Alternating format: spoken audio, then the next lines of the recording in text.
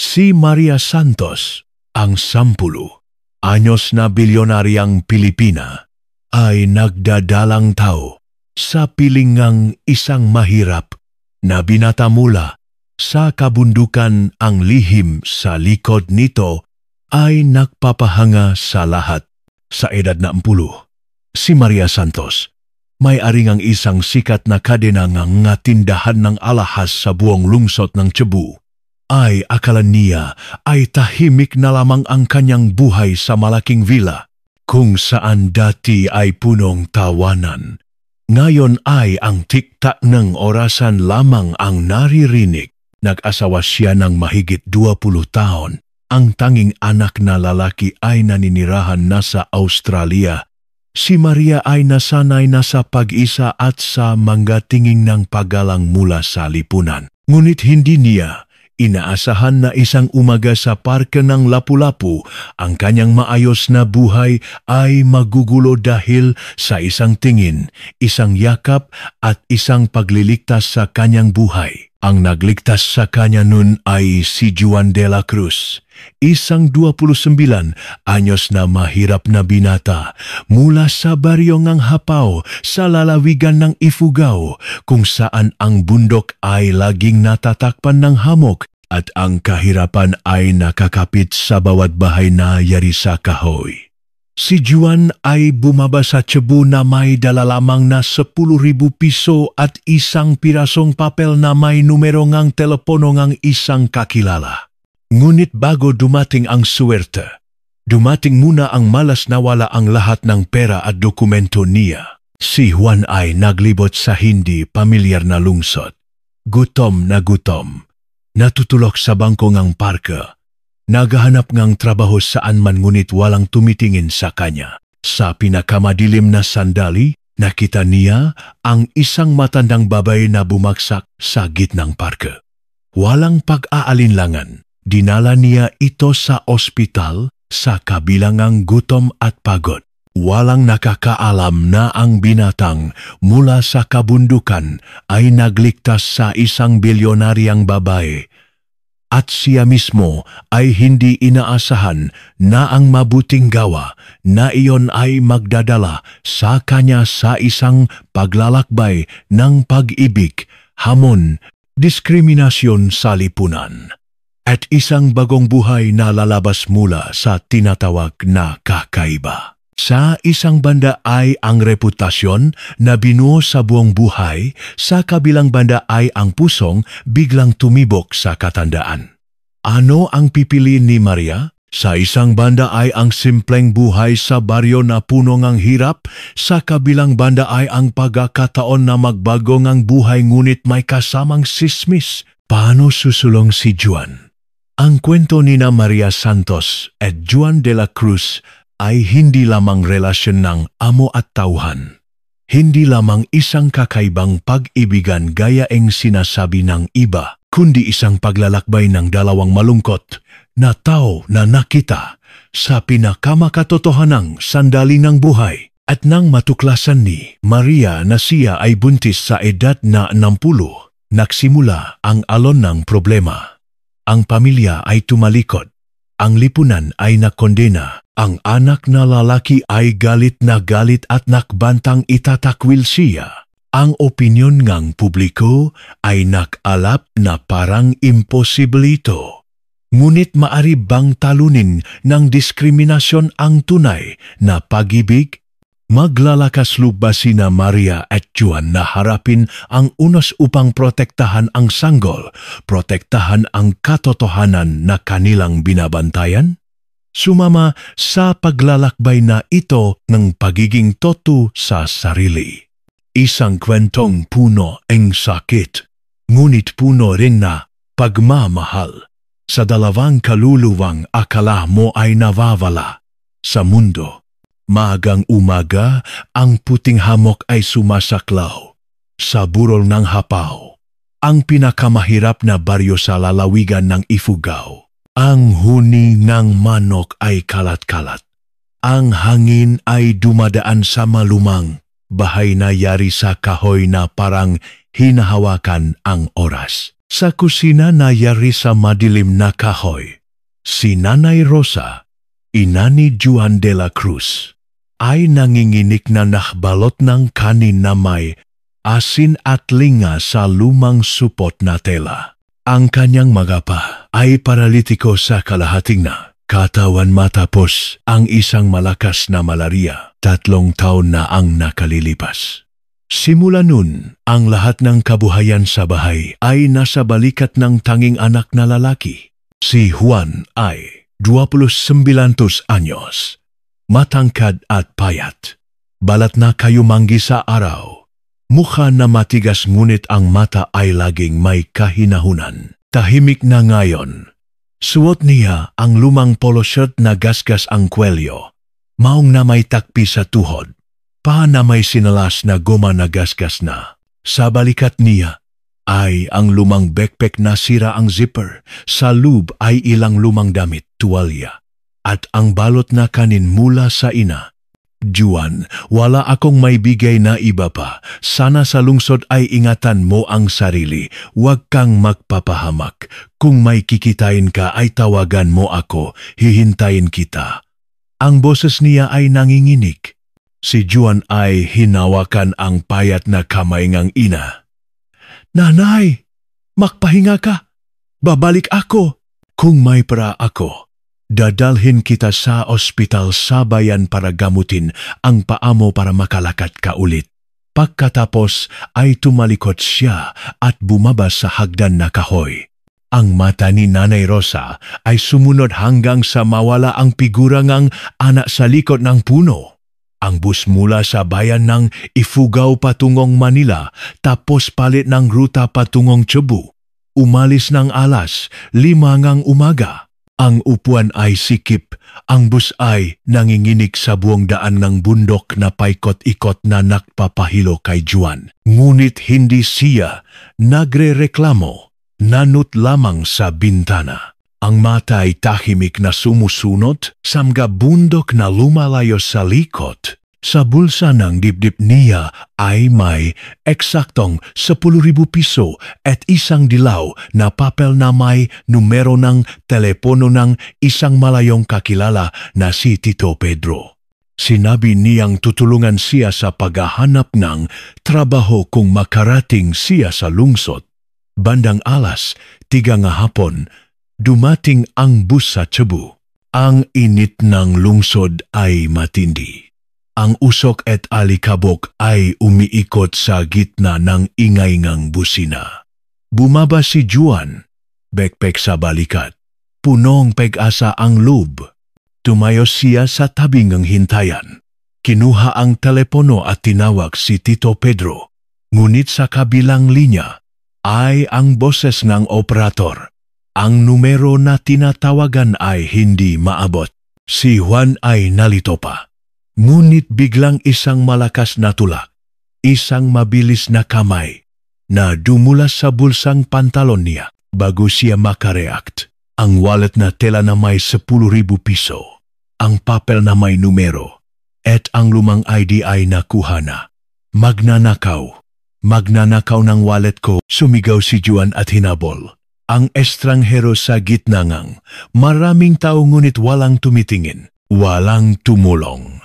Walang nakmamalasakit sa isang binata mula sa kabundukan na may tsinalas na goma na nanginginig sa gitna ngang hindi pamilyar na lugar. Bumalik siya sa bangkong bato sa harap ng terminal, umupo ng bigla. Dalawang kamay na nakahawak sa ulo, ang loob ay puno ng kapaitan. Lahat ng tiwala na dala niya mula sa bundok ay biglang nawala. Walang dokumento, walang pera, walang kamag-anak, walang tirahan. Ang lungsod ay maliwanag sa ilaw ngunit ang loob niya ay parang namatay. Gabing iyon, nakahanap siya ng isang silongeng isang saradong tindahan. Tahimik na umupo, binuksan ang backpack, kinain ang balot na kanin mula sa ina, tuyo ang kanin, maalat ang asin ngunit iyon ang huling pag-asa. Sa gitnang mataong lungsod, si Juan de la Cruz, ang binatang mahirap mula sa kabundukan, ay opisyal na pumasok sa buhay ng paglalagalag. Hindi. Alam na sa ilang araw, lamang ay ibibigay ng tadhana ang pagkakataon na magbago ng buhay sa paraang. Hindi inaasahan ng sinuman. 3 araw na ang lumipas mula nang makarating si Juan sa Cebu. Sa 3 araw na iyon, nabuhay siya na parang anino. Sa umaga ay naglalakad siya sa mga kalye na naghahanap ng trabaho, sa mga karinderya, sa construction site, sa bodega. Ngunit nang malaman na wala siyang dokumento, lahat ay umiiling. Sa gabi, natutulog siya sa bangkong bato. Minsan sa ilalim ng tulay na, yakap ang backpack na parang huling ari-arian. Gutom, uhaw, pagod. May isang araw na nakapulot siya ng tinapay na itinapon sa tabi ng daan na nakabalot sa diaryo. Hinipan niya ang alikabo. Kinay ng dahan-dahan na parang bawat kagat ay init mula sa ina na ipinadala mula sa bundok. Isang hapon ng Huwebes, si Juan ay naglakat sa parke ng Lapu-Lapu kung saan ang matao sa lungsod ay nag-exercise. Hindi na niya makayanan, mabigat ang paa, kumakalam ang tiyan. Umupo siya sa isang bangko ngang bato sa ilalim ng puno.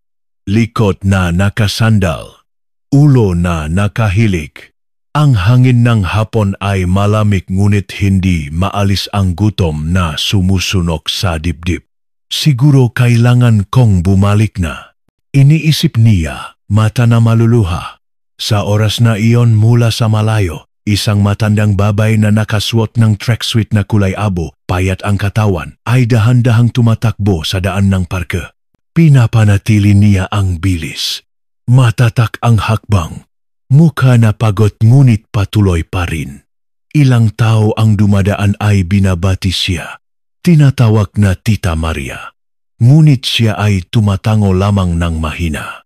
Iyon si Maria Santos, 60 anyos, ang babae na dating simbolong negosyong alahas sa Cebu, mayaman at makapangyarihan ngunit malungkot ng husto. Tuwing umaga ay lumalabas siya rito upang tumakbo, bilang paraan upang makahanap ng tunay na hininga sa buhay matapos ang nga araw ng katahimikan sa fila.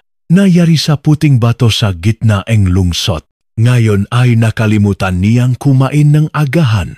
Ang presyon mula sa mga meeting, ang lamig mula sa anak sa Australia, ang mga tulok na pabukso-bukso ay nagpapagod sa kanya ng husto. Biglang si Maria ay tumigil.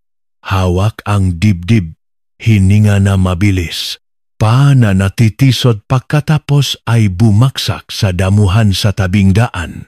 Ang mukha ay maputla, bibig na mahina ang ungol. Sakit, hirap huminga. Ang ungol niya ay masyadong mahina, kaya walang nakarinig.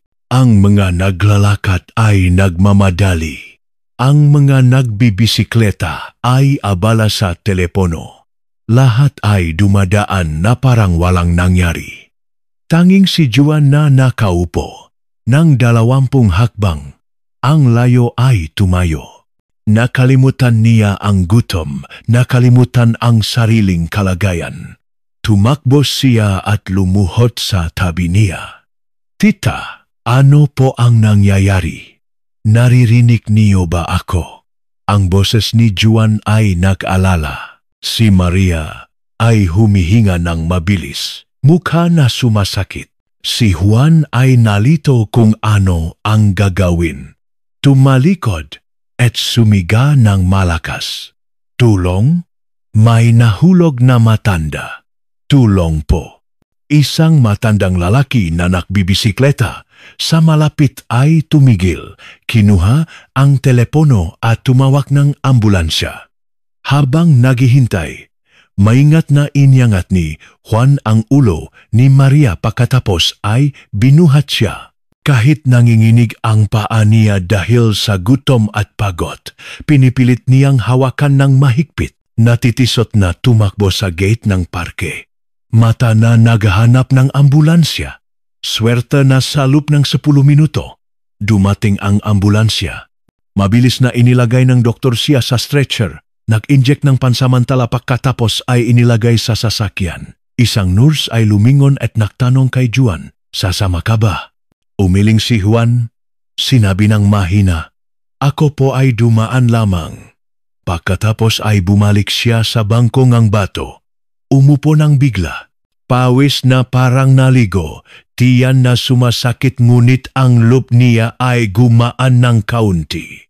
Na parang sa unang pagkakataon matapos ang maraming araw, nagawa niya ang isang bagay na may halaga.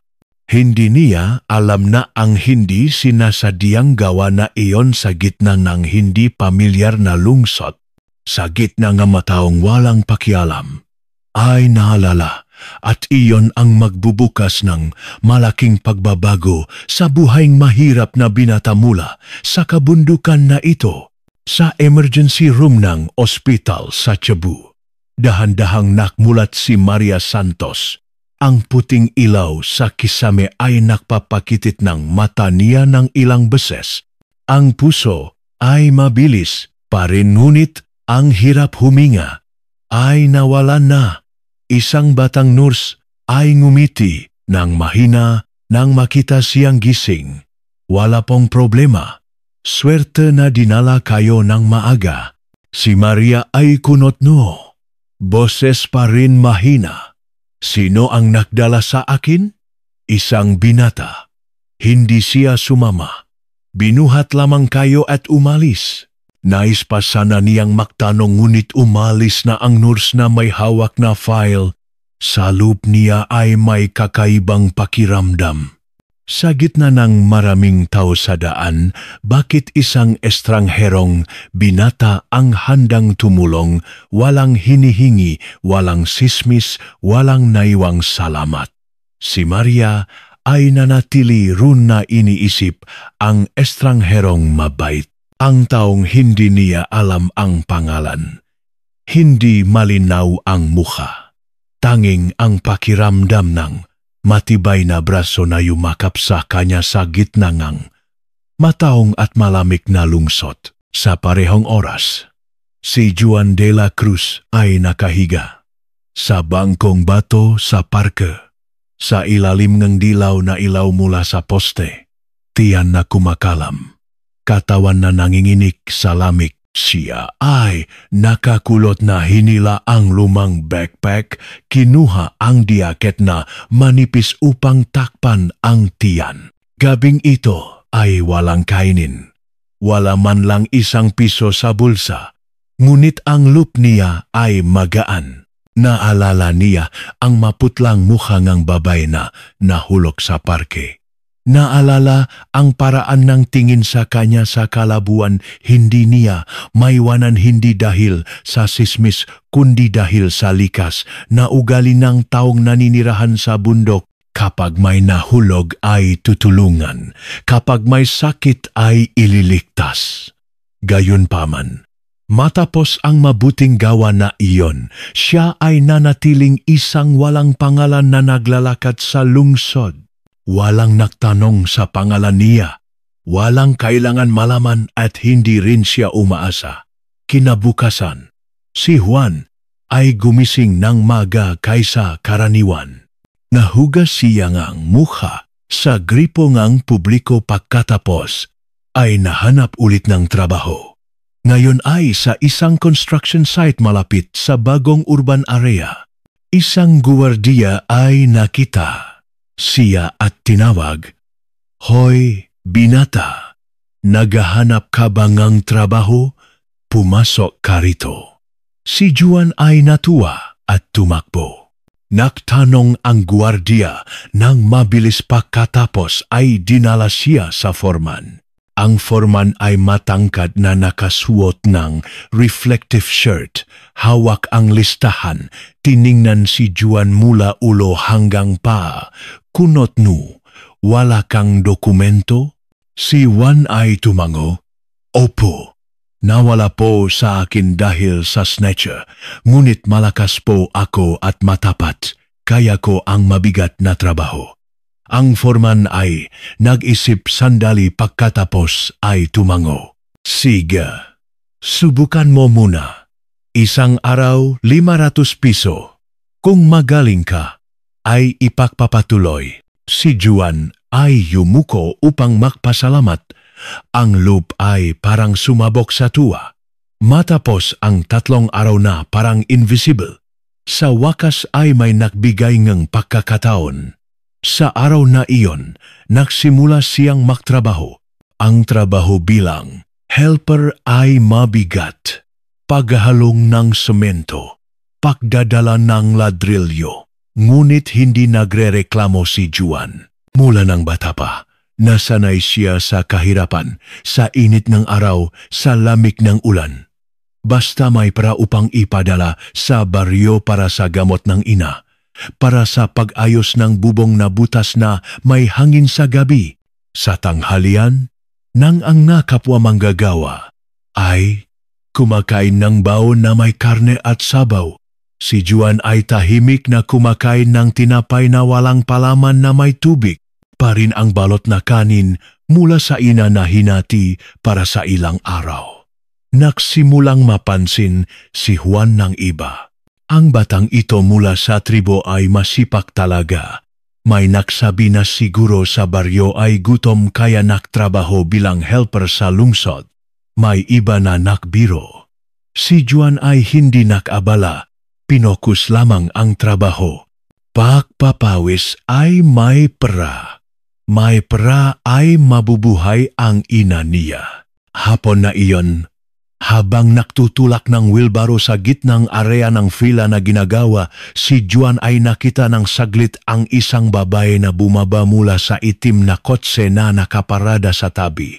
Ang isa ay nakasuot ng long dress na kulay lila, may sombrero, matikas ang lakat ngunit may karangyaan. Ang mata niya ay tiningnan ang construction pagkatapos ay tumigil sa foreman na nag-utos. Kinuha niya ang stack ng dokumento. Boses na malinaw. Bakit hindi pa tapos ang foundation? Nabayaran ko na ng buo. Ang foreman ay yumuko ng mahina sa paliwanag. Si Juan ay hindi nag-abala. Yumuko ang mukha at nagpatuloy sa pagtulak. Ngunit nang dumaan ang babae, bigla siyang tumigil. Ang mata ay tumama sa mukha ni Juan. Ang mukhang iyon. Ang mata na iyon, pamilyar. Si Maria ay lumapit. Tinanggal ang salamin, tiningnan ng mabuti. Ikaw ang nasa parke noong araw na iyon, tama ba? Si Juan ay natigilan. Inangat ang mukha ng balubaluktot. Ikaw po? Ang nahulog noong araw na iyon, maayos na ba kayo? Ang buong site ay tumigil sa trabaho. Ang manager ay nagulat. Ang manggagawa ay nagtinginan. Habang si Maria ay namumula, ang mata ang buong site ay parang tumigil sandali. Si Juan de la Cruz ay nakatayo ng matigas, kamay na hawak ang hawakan ng wheelbarrow na may semento, pawis na tumutulo mula hanggang baba. Hindi niya inisip na ang babae na kanyang iniligtas sa parke ng Lapu-Lapu, sa gitna ng gutom na nagpapadilim ng mata, walang iniisip, ay ang may-ari ng marangyang fila na ito. Si Maria ay dahan-dahang lumapit sa kanya, hangin na dumampi sa laylayan ng long dress na lila. Tiningnan niya siya ng matagal pagkatapos. Ay sinabi ng mahina, ngunit nanginginig. Hindi ko makalimutan ang matang ito. Ikaw ang nagbuhat sa akin patungo sa ospital nung araw na iyon. Tama ba? Si Juan ay tumango ng mahiya. Opo, nakita ko lang po na nahulog kayo kaya tinulungan ko. Wala po akong ginawang malaki. Ilang manggagawa ay nagsimulang magbulungan. Oy, itong batang ito ba ang nagligtas sa may-ari? Wow, kaya pala nagtutula ng semento rito. Ang foreman ay nagulat din. Kinusot niya ang ulo ng mahiya at sinabi, kilala niyo po siya, ma'am. Bagong trabaho po. Masipak naman. Si Maria ay hindi sumagot. Lumapit lamang ng tahimik kay Juan. Tiningnan mula sa polo shirt na gasgas hanggang sa tsinelas na goma na sira pagkatapos ay bumuntong hininga. Ang mata niya ay punong pasasalamat at awa. Bakit ka rito nagtatrabaho bilang helper? Si Juan ay yumuko nang hindi tumitingin ng diretso. Opo, wala po akong dokumento. Wala pong trabaho. Nawala po sa snatcher lahat. Mula po ako sa Ifugao. Naghahanap ng anumang trabaho para may ipadala sa baryo. Paralitiko po ang ina ko sa kalahati. Ang sinabi ay nakpahinto kay Maria. Sa gitna ngang matawang lungsod, ang mga tao ay madalas tumingin kay Juan ng may pag-aalinlangan. Ngunit hindi siya ganun ni Maria. Nakita niya sa kanya ang tunay na kabutihan. Bagay na hindi mabibili ng pera. Lumapit siya sa foreman ng matatag. Hindi na siya kailangan magtrabaho rito. Dadalhin ko siya. Ang foreman ay nanlaki ang mata. Po? Seryoso po kayo, ma'am? Si Juan ay mabilis na umiling ng balubaluktot. Hindi po ako karapat-dapat. Mayos na po rito. Ayaw kong makagulo sa inyo. Ngunit si Maria ay ngumiti lamang. Sa unang pagkakataon matapos ang maraming taon, ang mata niya ay nagliwanag. Hindi dahil sa mamahaling alahas, kundi dahil sa isang tao na nagbigay ngang init sa kanya sa sandaling ngang buhay at kamatayan. Iniligtas mo ako. Hindi iyon maliit. Sumama ka sa akin. Hindi kita pababayaan na magutom. Si Juan ay nakatayo ng matigas. Ang pakiramdam ng pagtataka, hiya at pasasalamat ay sabay na dumating. Hindi niya naisip na makakaroon ng ganitong eksena na iniimbitahan ng personal ngang isang marangyang babae. Ang ibang manggagawa ay tiningnan siya ng may pagtataka at inggit. May isa na tumusok sa balikat ni Juan ng mahina. Swertihan ka na, kuya. Ang itim na kotse ay gumulong papalayo sa site. Si Maria ay nakaupo sa likod. Si Juan sa tabi ng driver, kamay na hindi alam kung saan ilalagay. Mata na nakatingin sa labas ng daan, loob na hindi naniniwala na totoong nangyayari. Tumigil ang kotse sa harap ng fila sa tabi ng Danajon Bank. Hindi kasing laki ng ginagawa. Ngunit sapat upang matakot ang sinumang pumasok. Ang arkong gate, sahig na bato, mga puno na maayos na pinutol. Ang espasyo ay tahimik at marangya. Ibang-iba sa alam ni Juan. Pumasok ka. Sinabi ni Maria, boses na mahina. Si Juan ay pumasok ng nagulat. Nakita niya si Atelina, ang katulong na nasa edad na naglilinis ng hagdan na kahoy. Lumingon sa kanya ng may pagdududa. Sino po ito, ma'am? Ang nagligtas sa akin. Mula ngayon ay rito siya titira. Rito po talaga?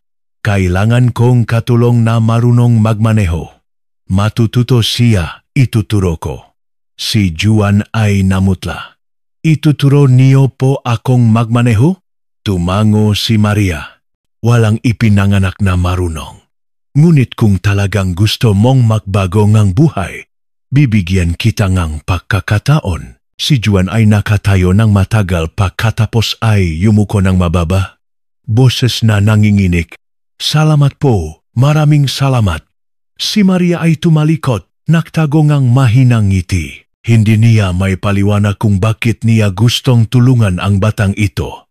Siguro dahil sa tingin niya nang buhatin siya ay walang takot, walang plano, tanging katapatan. Habang si Juan sa gabing iyon ay nakahiga sa maliit na kwarto sa babaang fila, ulo sa bagong unan, na mabango ang tela ay hindi makatulok ng maayos. Hindi niya alam na ang buhay niya ay papasok sa bagong pahina.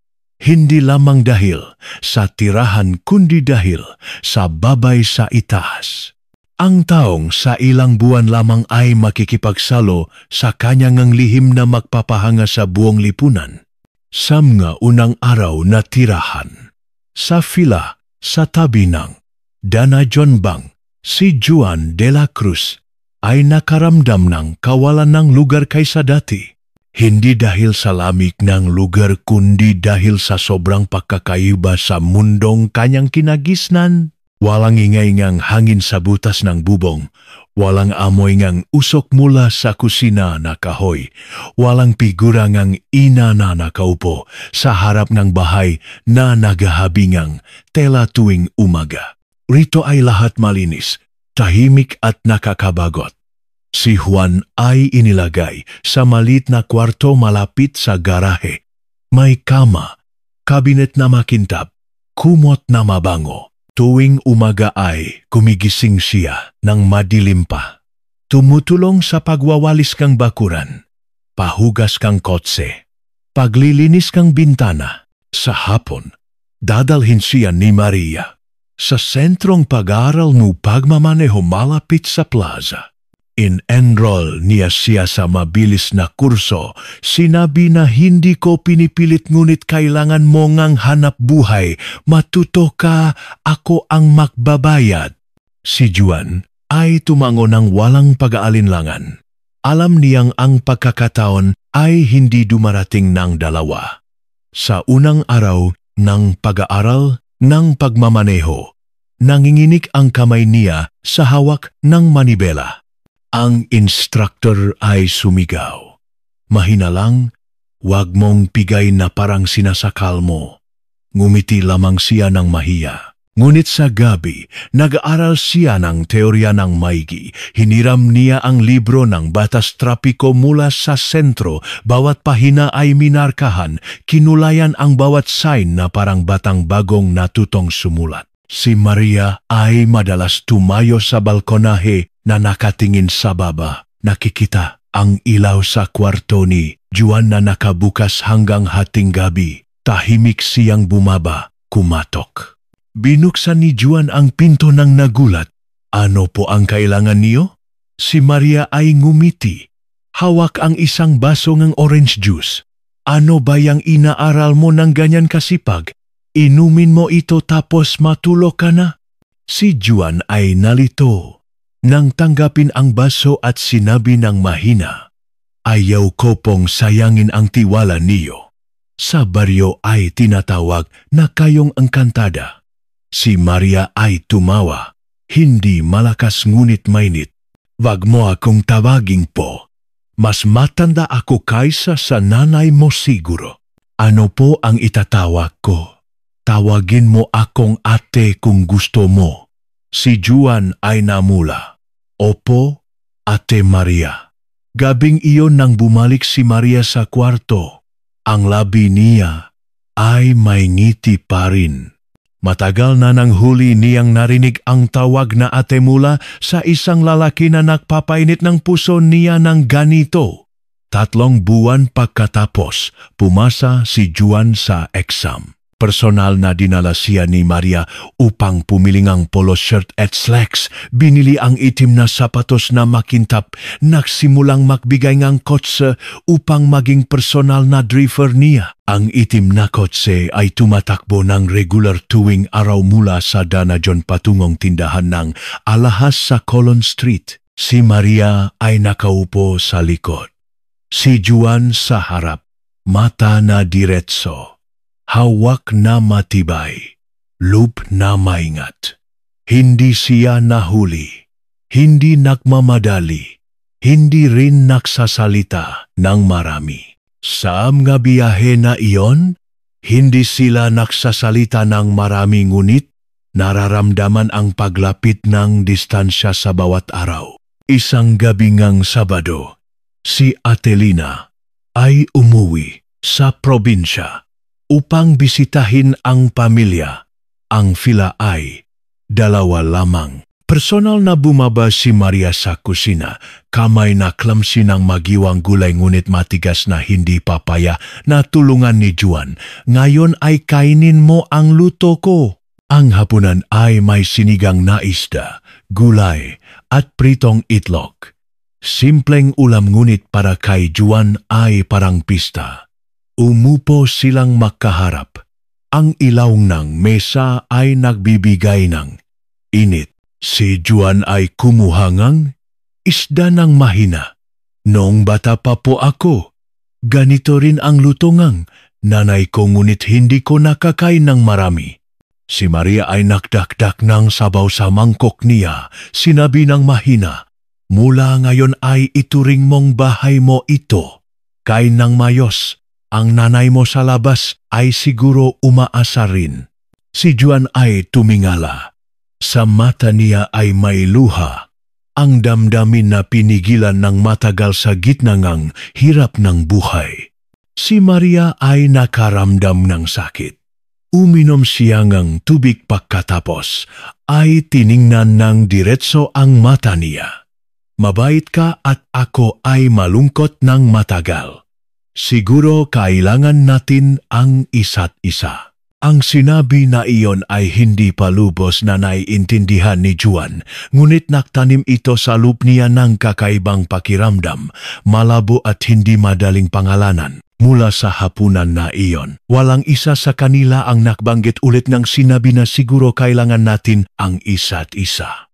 Ngunit ang hangin sa fila ay hindi na katulad ng dati. Si Juan de la Cruz ay maaga pa rin umuwi ng gabi, maingat pa rin magmaneho, tawag pa rin kay Maria na ate, tahimik pa rin na parang anino na naglilingkod sa may-ari, ngunit minsan ay nahuhuli niya ang tingin ni Maria mula sa balkonahe sa itaas. Ang tingin na iyon ay hindi na simpleng pasasalamat o pag-alala, kundi parang isang bagay na mahirap pangalanan. Mas malalim at madaling masaktan. Si Maria rin, nararamdaman niyang lumalambot siya, minsan ay sa pagtingin lamang sa figura ni Juan na naglilinis ng kotse sa bakuran, pawisan ang shirt na walang reklamo, ang loob niya ay sumasakit, na parang ang lalaking iyon ay hindi na isang batang mahirap mula sa baryo, kundi isang bahagi na hindi niya gustong aminin. Isang araw, nang nagbabago ang panahon, biglang umulan. Iyon ang araw na inihatid ni Juan si Maria sa tindahan pagkatapos ay naghintay sa labas ng mahigit 1 oras. Ang ulan ay lumalakas. Si Juan ay nakatayo, pa rin hindi pumasok dahil walang nagsabi na pwede siya. Nang lumabas si Maria at nakita siyang basang-basa, mata na diretso pa rin, kamay sa manibela. Si Maria ay natigilan. "Ano ba yang ginagawa mo? Bakit hindi ka sumilong?" Si Juan ay ngumiti ng mahina. "Kotse niyo po ito. Kung mabasa ay lilinisin ko. Ngunit kung kayo ang mahintay ay mali po ako." Si Maria ay natigil sandali, mata na luwahan hindi dahil sa ulan kundi dahil sa loob. Ang nga taong nasa tabi niya ng maraming taon, wala pang nagalala sa maliliit na bagay na ganito. Ang batang ito mula nang pumasok sa bahay ay hindi humingi, hindi nagre-reklamo. Tanging ginagawa ang lahat ng may tapat na puso. Gabing iyon, nagluto siya ng tsa. Iniimbitahan si Juan sa sala. Ang kwarto na mainit na may dilaw na ilaw at ingay ng ulan sa bintana. Umupo silang makaharap ng matagal na tahimik. Pagkatapos ay nagsimulang makwento si Maria sa unang pagkakataon tungkol sa asawa niya, si Jose Reyes, ang mabait na lalaki na kasama niyang nagbuong negosyo mula sa wala. Nagbukas sila ng unang tindahan ng alahas sa Colon Street noong 1990 pagkatapos ay unti-unting naging pinakamalaki sa Cebu noon. Ngunit namatay siya nang bigla dahil sa stroke ng 49 anyos pa lamang. Mula noon ay nabuhay si Maria ng tahimik na nag-ipon ng kayamanan para sa anak na nag-aral sa Australia. Ang anak ko ay engineer sa software. Mahusay siya ngunit malayo. 1 taon ay hindi tumatawag. Hindi na niya kailangan ang ina. Ang boses niya ay nalungkot. Si Juan ay nakinig ng tahimik pagkatapos ay sinabi ng mahina, "Hindi ka po mag-isa kahit ako pa lang." Si Maria ay tumingala sa kanya. Ang mata nila ay nagtakpo. Ang espasyo ay parang lumubog. Sa sandaling iyon, walang tawa, walang tumalikod. Bawat isa ay parang humaharap sa kawalan sa loop nila at ang isa ay aksidenteng tamang piraso. Pagkatapos ay inilagay ni Maria ang kamay sa kamay ni Juan. Sa unang pagkakataon ay naalala ko na ako ay minahal. Sinabi niya ng mahina na parang hangin. Gabing iyon ay hindi makatulog si Juan. Bumalik siya sa kwarto, umupo sa kama. Ang kamay ay mainit pa mula sa mahinang hawak. Sa isip niya ay maraming tanong. Ano ba yung ginagawa ko? Siya ang amo ko. Mas matanda kaysa sa nanay ko. Bakit tumitibok ng mabilis ang puso? Pinilit niyang itaboy. Pinilit na sabihin na pasasalamat lamang. Ngunit hindi. Alam niyang mula. Sa sandaling iyon ay naantik na siya. Kinabukasan ay pinilit nilang maging normal. Ngunit ang tingin ay iba na. Ang distansya ay iba na at ang puso. Hindi na sumusunod sa isip. Isang unos ay tahimik na. Darating kahit ang langit ay asul pa rin. Si Juan ay tumigil ang kotse. Bumaba at tumakbo sa tabi ng ina. Si Maria ay sumunod. Medyo mahiya nang humakbang sa lupa na may bato. Yumuko siya sa pagbati. Magandang araw po. Ako po si Maria. Kaibigan ni Juan. Bisita lang po ako ngayon. Ang mata ni Nanay Rosa ay mabilis na lumipat mula kay Juan patungo kay Maria. Pagkatapos ay tumingin sa damit na long dress. Ang sapatos na high heels ay may putik. Kahit mahirap ay may katalasan siya upang maunawaan na ang babaeng ito ay hindi katulad ng iba. Salamat po, pasensya na kayo. Mahirap po ang bahay namin. Wala pong maya-alok. Sinabi niya ng mahiya. Wala pong problema.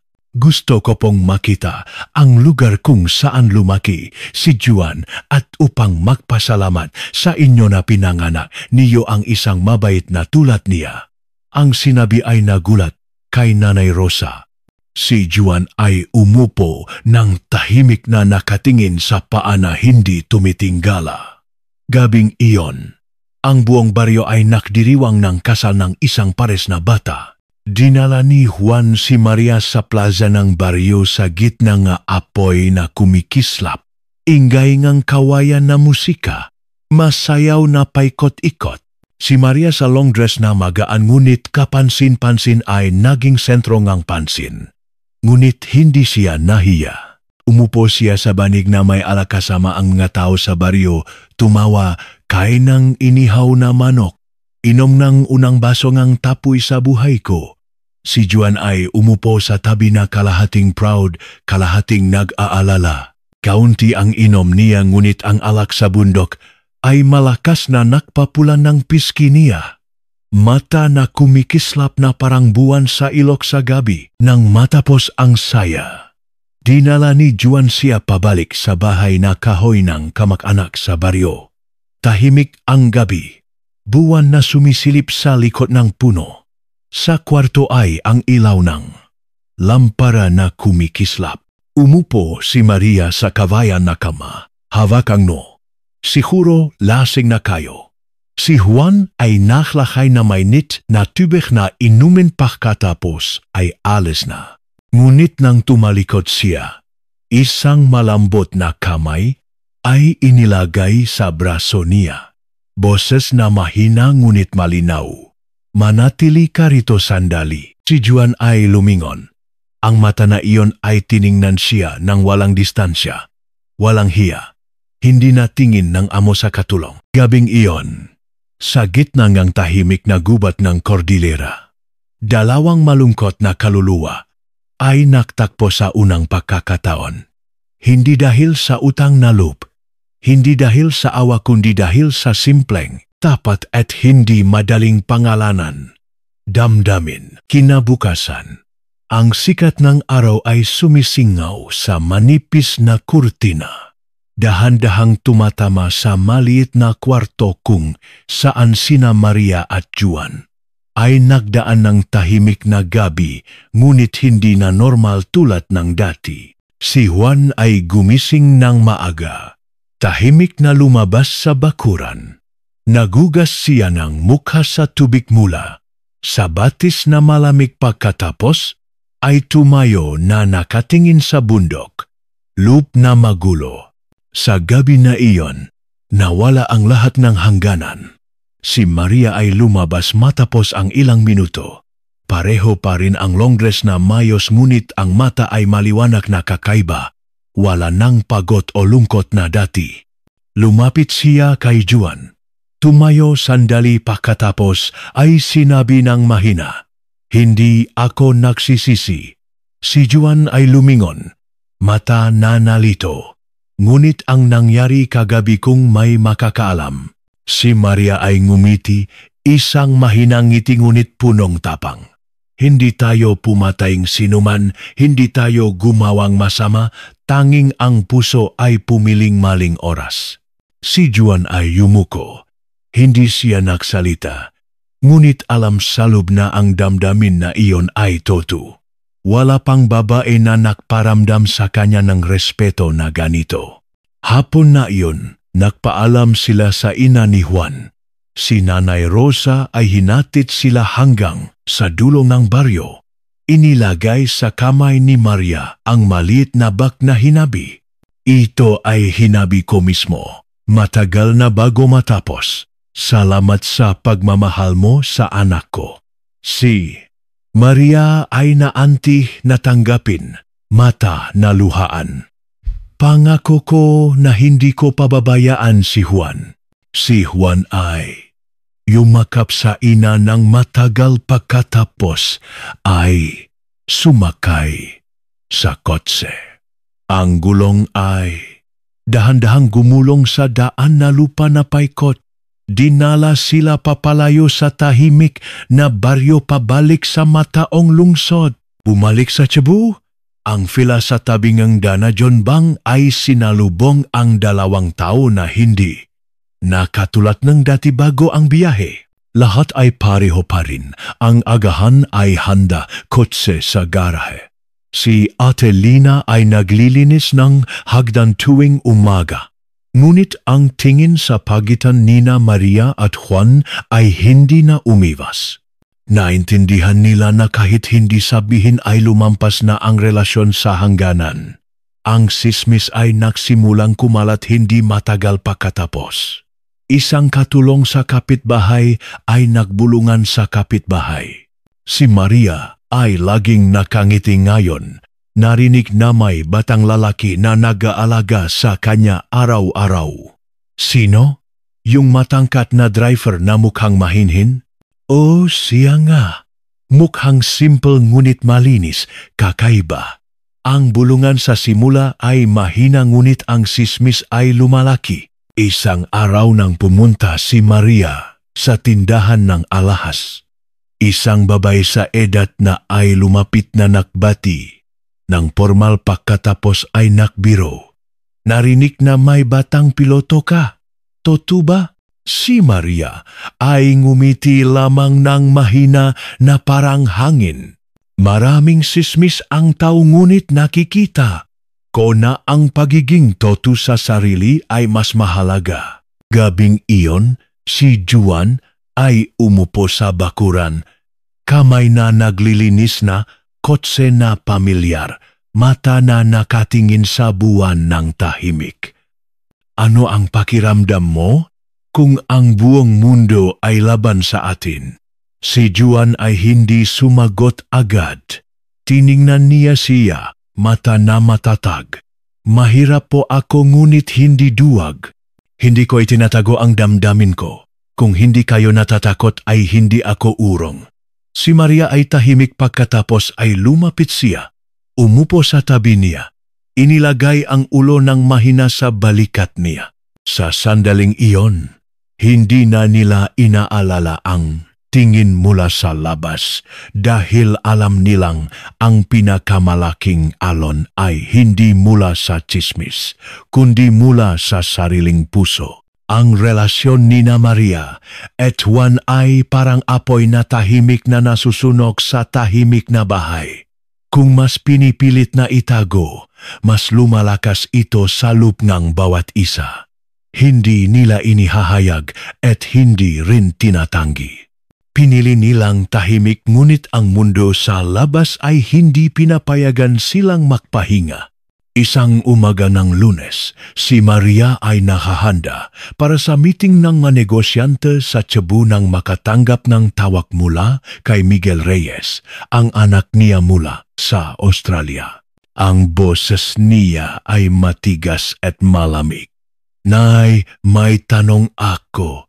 Si Juan de la Cruz, kailan mo nakilala? Narinig na dinala mo siya sa bahay." Si Maria ay natigilan ngunit hindi umiwas. "Nagtatrabaho siya para sa akin. Driver at taong pinakakatiwalaan ko." "Pinakakatiwalaan? Sismis na kayo ay makasintahan? Naisip mo ba iyan?" Si Maria ay sumagot sa unang pagkakataon ng matigas. "Malinaw pa rin ang isip ko. Hindi ako kumukuha ng pera ng iba. Hindi ako nanloloko at lalong hindi nabubuhay ng laban sa konsensya ko. Pwede mong hindi intindihin, ngunit wag mong husgahan kung hindi mo naranasan ang pag-isa tulad ko." Sa kabilang linya ay tahimik. Sandali pagkatapos ay pinutol ang tawag. Natapos ang tawag, ngunit ang epekto nito ay nanatili ng matagal sa puso ni Maria. Hapon na, iyon nang ihatid ni Juan siya pauwi. Nakita niyang hindi normal siya. Hindi nagsasalita, hindi tumitingin, hindi ngumingiti. Naghintay siya hanggang gabi nang umupo sa hapag upang magtanong ng mahina, "Pagod ka ba? May problema ba?" Si Maria ay ibinaba ang kutsara. Tiningnan siya ng matagal. "Tumawag ang anak ko. Alam na niya ang tungkol sa atin." Si Juan ay natigil. Hindi siya nagulat ngunit ang mata ay nalungkot. "Gusto mo bang itigil?" tanong niya. "Totu." Si Maria ay hindi sumagot agad. Uminom siya ng tubig pagkatapos ay umiling, "Hindi ko alam." Lalong lumalaki ang pakiramdam ko na parang lumalaban ako sa agos. Ilang araw pagkatapos, si Miguel ay lumipat mula sa Sydney. Walang abiso. Lumitaw siya sa gatnang fila sa isang hapon na umulan. Si Juan ay nahuhugas ng kotse. Nakita ang lalaking nakasuot ng gray jacket, matangkad at payat, hawak ang maleta na pumasok ng walang bati. "Sino ka?" tanong ni Miguel, mata na matalim. "Ako po si Juan." Sumagot si Juan ng tuwid. "Ikaw ang kasamang nanay ko, tama ba?" Ang sinabi ay parang kutsilyo sa hangin. Ang buong bakuran ay natahimik. Si Maria ay lumabas mula sa bahay. "Miguel, tigilan mo iyan. Huwag kang magsalita ng ganito." Ngunit huli na. Ang mga kapitbahay na malapit ay nagsimulang magbulungan. Ang pintong sarado ng matagal ay nabuksan ng malakas ng sariling pamilya. Gabing iyon, 3 silang umupo sa sala, walang tsa, walang merienda, tanging 3 upuan at distansya na parang digmaan. Si Miguel ay malakas na pumalo sa mesa. "Nay, alam mo ba ang ginagawa mo? Sinisira mo ang reputasyon mo ng buong buhay dahil sa isang driver mula sa probinsya." Si Maria ay mas kalmado kaysa inaasahan niya. Inilagay niya ang kamay sa dibdib at sinabi ng dahan, "Anong reputasyon? Ang mga parte na hindi ka umuwi? Ang mga taon na nag-iisa ako sa bahay na ito? Sino ang minamahal ko? Karapatan ko iyon. Kung iginagalang mo ako, manahimik ka." Si Juan ay umupo ng tahimik. Gusto niyang tumayo at umalis, ngunit hawak ni Maria ang kamay niya. Hindi, manatili ka. Ito ay problema nating tatlo. Ang buong kwarto ay natahimik. Isang linggo pagkatapos, ang matabloid ay nagsimulang magbalita. Ang matandang negosyante sa Cebu ay inihayag ng anak na may batang lover. Ang mahirap na driver at ang pag-ibigan na nagpapahati sa mayamang pamilya. Ang larawan ni Maria at Juan ay pinutol-putol, kumalat sa internet. Ang tindahan ng alahas ay nawalan ng customer. Ang partner ay tumigil sa pakikipag-ugnayan. Ilang lumang kaibigan ay tumawag upang mag-usisa. May iba na nanlait, tunay na pag-ibig o pag-ibigan sa pera, Ate Maria. Ngunit si Maria ay ngumiti lamang ng mahina. Pag-ibig sa tao at hindi ko kailangang patunayan. Si Juan ay maraming beses na nag-alok na umalis. Ayaw niyang mawala ang lahat dahil sa kanya. Ngunit sinabi lamang ni Maria, ang buhay ko ay nawala na ng marami.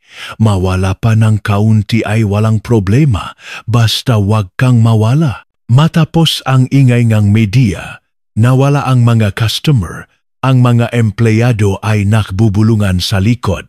Ilang kamag-anak ay tumanggi sa partingang bagong taon na inihanda ni Maria. Parang ang buong mundo ay bumaksak sa babaeng dating iginagalang ng lahat. Ngunit si Maria ay naglakat ng kalmado. Mata na walang alon, na parang ang unos sa labas ay hindi nagpapahina. Sa loob niya, tanging si Juan ang nakakita. Tuwing gabi ay umupo siya ng matagal sa balkonahe sa ikatlong palapa. Mata na nakatingin sa Dana John Bang na kumikislap ang ilaw. Ang lugar na dating tinatayo ni Jose. Nang matagal nang iniisip ang kinabukasan ng pamilya. Si Juan ay alam na hindi niya sinasabi ngunit nasasaktan ng husto. Isang gabi sa simula ng taon, nang ang lungsod ay maingay sa paputok na pagsubok, si Juan ay nagdala sa balkonahe ng dalawang mainit na tsa. Tahimik siyang umupo sa tabi niya, walang sinabi, pagkatapos ay mahinang inilagay sa kamay niya ang stack ng lumang file na nakatalingang pula na tali. Ano ito? Tanong ni Maria ng mahina. Lumang file po na tatay ko. Dating engineer sa irigasyon sa probensya. Namatay siya sa aksidente sa trabaho. Ang nanay ay nawala ang lahat ng benepisyo. Gusto ko pong mag-aral ng batas upang ibalik iyon ngunit wala pong kondisyon. Ngayon ay natapos ko na ako po ang magiging abogado. Kahit hindi pa opisyal na abogado ngunit sapat upang protektahan kayo kung kailangan. Si Maria ay natigilan, mata na natigil pagkatapos ay uminit. Hawak niya ang kamay niya nang hindi makapagsalita. Hindi mo kailangang gawin ito. Kailangan po, pinutol ni Juan. Kailangan kong protektahan ang unang taong nagbigay sa akin ng pagkakataon na mabuhay ng tama sa puso ko. Kinabukasan, tahimik na nag-resign. Si Juan bilang driver. Nag-apply siya sa maliit na law office sa Cebu. Walang nakakaalam na siya ang lover ng may-ari ng tindahan ng alahas kundi tinitingnan bilang bagong graduate ng batas, masipak at walang maraming koneksyon. Nagsimula siyang magtrabaho mula sa simula. Mula sa maliit na kasungawi, pagsulat ng demanda. Pakbasa ng makapal na file hanggang madaling araw na tutulog sa lumang boarding house sa distritong Mambaling, kumakain ng instant noodles. Walang bagong telepono, walang branded, ngunit matibay ang loop niya. Gusto niyang umangat sa sariling kakayahan, hindi sa anino ng babae sa likod.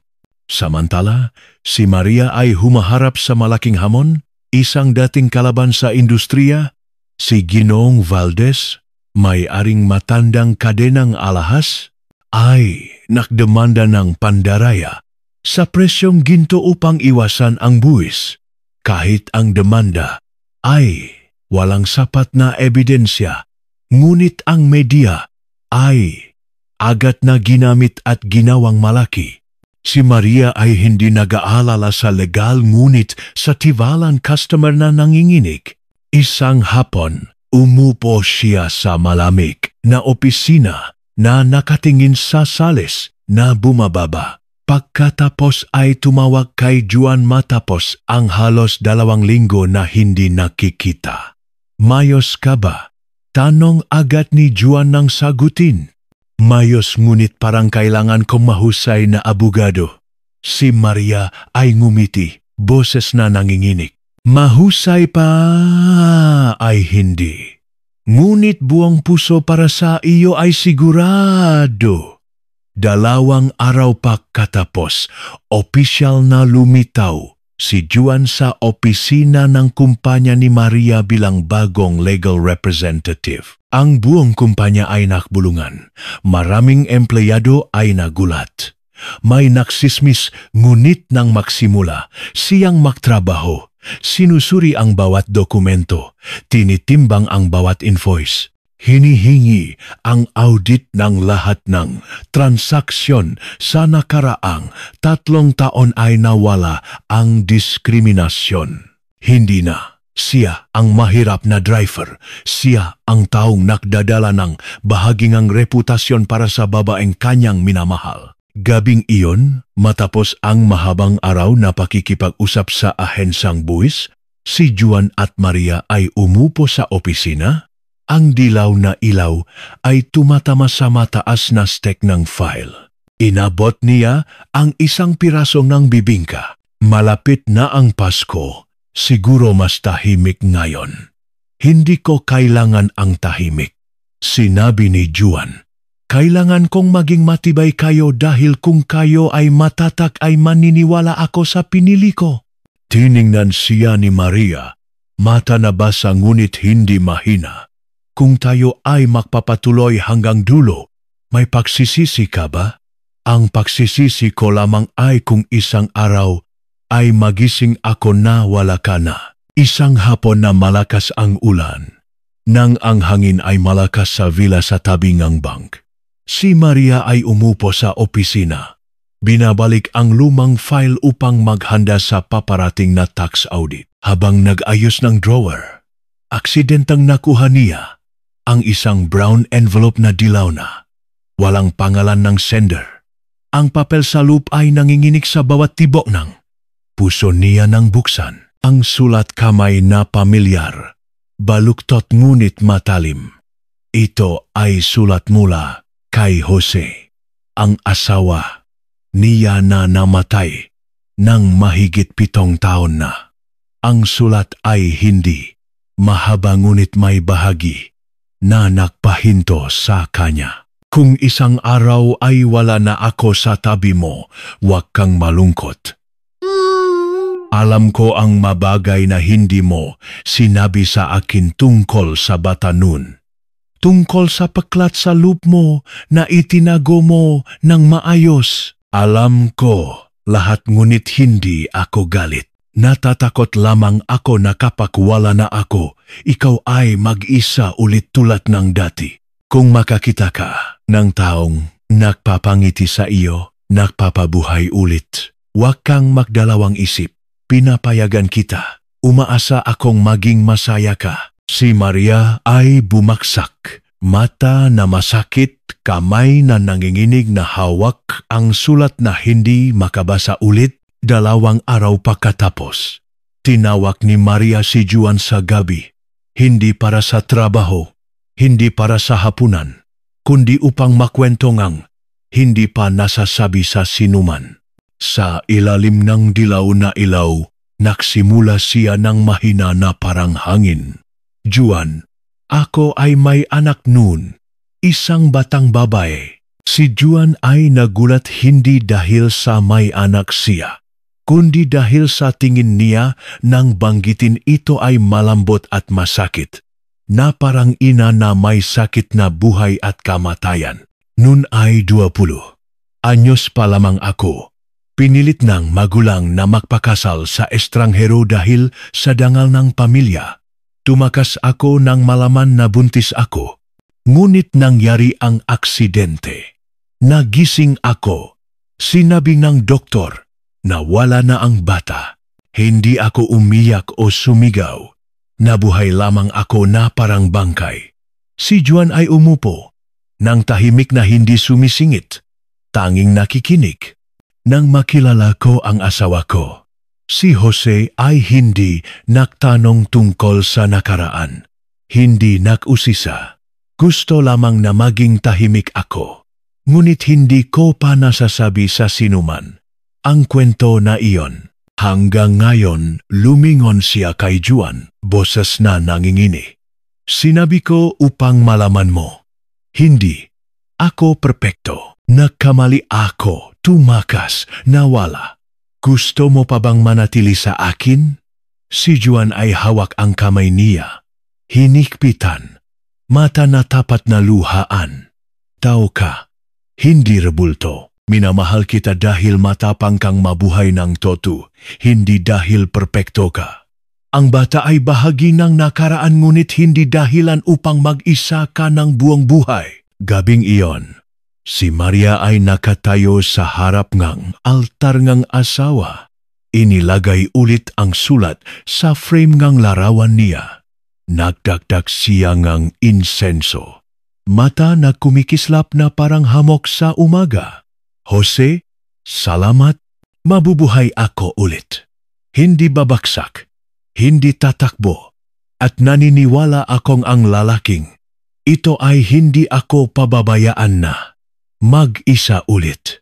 Ang hangin na dumaan sa siwangang pinto ay nagpaikot ng usok ng insenso na parang pakpayag mula sa kabilang mundo. Matapos ang mga alon mula sa opinyon, matapos ang mga sakit ng nakaraan, sa pagitan ni na Maria at Juan ay parang nakahanap ng bihirang katahimikan. Ngunit ang katahimikan na iyon ay pansamantala lamang. Isang umaga sa simulang ng Marso, lumitaw ulit si Miguel. Ngayon ay hindi galit, hindi sumisigaw. Umupo siya sa harap ng ina sa sala, boses na malalim ng husto. Nay, hindi na ako makikialam. Ngunit magbubukas ako ng branch ng kumpanya sa Australia. Kailangan ko kayo ron sandali upang tulungan sa pagpirma ng kontrata. Kailangan niyo ring lumayo rito sandali upang magpahinga ang mga bagay. Si Maria ay ibinaba ang tasa ng taa. Mata na nakatingin sa malayo sa bintana. Ibig mong sabihin ay tatakbo ako. Si Miguel ay bumuntong hininga. Hindi. Upang iwasan ang karagdagang sakit, pwede kang bumalik matapos na mahinahon ang lahat. Si Maria ay tahimik ngunit si Juan na nakatayo sa labas ng teras ay aksidenteng narinig lahat. Gabing iyon ay tahimik na nagluto si Juan ng simpleng hapunan, sinigang na isda, gulay na niluto, pritong itlog, ang mapaborito ni Maria. Nang umupo silang dalawa sa hapak, nagtanong ng mahina, babalik ka ba talaga sa Australia? Si Maria ay ibinaba ang kutsara ng tumango ng mahina. Pupunta ako ng ilang buwan upang tingnan ulit ang lahat, upang hindi maramdaman ng anak ko na inabandona at upang bigyan ka ng espasyo. Si Juan ay tumigil sa panguya. Nararamdaman ng malinaw na nawala ang isang tibo ng puso niya. Iniisip mo na kailangan kong espasyo po. Si Maria ay tiningnan ng diretso ang mata niya. Hindi ikaw. Ako ang kailangan. Kailangan kong malaman. Kung wala ako sa tabi mo, susulong ka ba sa landas mo o titigil? Bago ang araw na lumipat si Maria, inihatid siya ni Juan sa airport. Hindi sila nagyakap. Hindi naghalik na paalam. Hindi nagpromise ng ano, tanging tumayo sa tabi. Mata na nakatingin sa isang direksyon. Sa gate ng internasyonal na maliwanag. Lumingon siya at sinabi ng mahina, kung gusto mo pang mahintay, manatili rito. Ngunit kung pagod na ay umalis ka, hindi kita sisihin. Si Juan ay tumango ng mahina. Hindi ako maghihintay sa pagbalik mo. Dahil hindi ko kailangan ang pagbalik mo upang linawin ang damdamin. Kailangan kong bumalik ka dahil ang tiyabo na ito ay kulang sa liwanag kung wala ang tulad mo. Si Maria ay tahimik na nagpatak ng luha pagkatapos ay tumalikot. Ang pinto ng airport ay naksara. Ang figura ng 60 anyos na babay ay naglakat ng may dangal at punong duda. Sa mga sumunod na araw, bumalik si Juan sa trabaho na parang normal na tao. Hindi na driver, hindi na nananatili sa fila. Nag-rent siya ng maliit na apartment malapit sa law office kung saan siya nagtatrabaho. Araw ay trabaho, gabi ay nag-aral ng advanced certificate sa batas. Kahit hindi sinasabi ngunit tuwing gabi ay binubuksan niya ang Facebook na nakatingin sa chat kay Maria na walang mensahe. Tanging tingin isang buwan ang lumipas. 2 buwan biglang isang araw sa simulang tag-init, si Juan ay nakatanggap ng envelope mula sa Australia sa Loop ay walang salita maliban sa isang tiket ng eroplano at isang larawan ni Maria na nakatayo sa tabing ng building na may sign na Miguel Reyes Holdings. Ngumiti siya ngunit mata ay medyo pula. Sa ilalim ng larawan ay may maikling linya. Pagod na ako. Uwi na tayo, pwede ba? Si Juan ay binasa ng paulit-ulit ng 12 ng beses.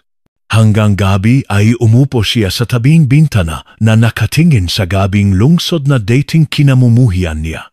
Dahil punong huska at lamig ngayon ay mainit kaysa dati. Kinuha niya ang telepono at nagmensahengang isang linya lamang. Uwi ka na. Rito, may naghihintay pa rin.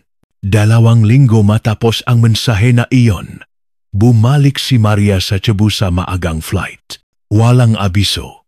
Pareho pa rin ang buhok na nakapusot ng mataas. Pareho pa rin ang matatak na tingin. Ngunit ang mukha ay iba. May pagod ng taong lumampas sa unos na walang nakakaalam. Si Juan ay sinalubong siya sa airport. Walang bulaklak, walang yakap, tanging tingin at ngiti at sapat na iyon. Mayos ka pa ba? Tanong ni Juan nang buksan ang pinto ng kotse. Hindi mayos ngunit nabubuhay pa rin. Sumagot siya ng maikli, mata na hindi diretso. 2 silang nakaupo sa kotse sa buong daan. Walang nagsalita, tanging ang mahinang musika mula sa radyo. Isang lumang kanta na madalas ay play ni Jose na nakpapalungkot sa loop na parang dahon sa taglagas. Pagdating sa fila, bumaba si Maria sa kotse. Isang estrangherong babae ay lumitaw sa gate. Payat, balat na kayumanggi sa araw. Hawak ang isang batang lalaki na 3 taong gulang. Ikaw ba si Maria? Ang boses ng babae. O ako. Sino ka? Ako ang dating asawa ni Juan. Ang buong espasyo ay parang tumigil ang paghinga. Si Juan ay bagong lumabas sa kotse. Natigilan nang makita ang babae, mata na nanlaki, lalamunan na nasasakal. Ana, ano ang ginagawa mo rito? Ang babae na si Ana ay payat, damit na luma, kamay na hawak ang bata na nangingini. Tiningnan niya si Juan. Luhaan, hindi ako rito upang humingi. Gusto ko lamang na makita ang bata ang tatay niya. Hindi ko na kayang alagaan pa.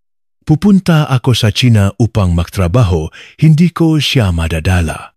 Si Maria ay namutla. Si Juan ay lumapit na kinuha ang bag na tela mula sa kamay ni Ana at inilagay sa tabi. Bakit ngayon mo lang sinabi? Iniwan mo ako. Sinabi mong buburahin mo ang nakaraan. Dahil alam kong galit ka sa akin. Dahil iniwan ko ang bata sa nanay mo at tumakas. Ngunit hindi ko inaasahan na mamamatay ang nanay mo. Nanatili siya sa tiyahin ngunit ibinigay sa kakilala ngayon ko lang nahanap ulit. Si Maria ay tiningnan ang bata. Mata na itim na payat ngunit may pagkakahawig kay Juan na hindi may tatago. Hindi siya nagsalita, tanging hinila ang pinto upang anyayahan si Ana sa loob. Tatlo silang umupo sa sala. Hangin na makapal na parang gitara. Itinago mo sa akin, tanong ni Maria. Si Juan ay yumuko. Hindi itinago kundi hindi naglakas na sabihin. Dahil ang bata ay hindi mula sa pag-ibig. Resulta ng pilitan. Ako at si Ana ay pinilit na magpakasal sa baryo, ngunit iniwan niya ako. Hindi ko inaasahan na may anak. Si Ana ay umiyak. Hindi ako mabuting ina, ngunit kailangan niyang tatay. Kahit ano pa man, ikaw ang tanging makapagtuturo sa kanya na maging tao. Si Maria ay umupo ng tahimik. Isip na magulo na parang sinulit. Bahagi ng loob niya ay sinasabi na ito ang oras upang umatras. Ngunit ang isa ay masakit na parang kutsilyo dahil bagong nakahanap ng taong masasandalan ay umuulan ulit ang langit. Buong gabi na iyon ay hindi siya natulog. Umupo sa mahabang upuan sa sala. Ang malabong ilaw ay nagbibigay ng anino sa 60 anyos na babae na mag-isa. Sa harap ay isang sangandaan na hindi inaasahan. Ang lalaking minamahal niya ay lumabas na isang ama. Kinabukasan, naglakad si Maria sa Danajon Bang tulad ng dati. Hinabol siya ni Juan ngunit hindi lumapit. Mula sa malayo ay sinabi lamang niya, kung hindi mo matanggap ang tulad ko, hindi ko sisihin. Ngunit lumingon siya, mata na pula. Hindi ako galit sa nakaraan mo. Natatakot lamang ako na sa hinaharap ay wala ng lugar para sa akin. 3 araw pagkatapos ng makasaysayang pagkikita na iyon, ang dating tahimik na fila ni Maria ay naging makapal.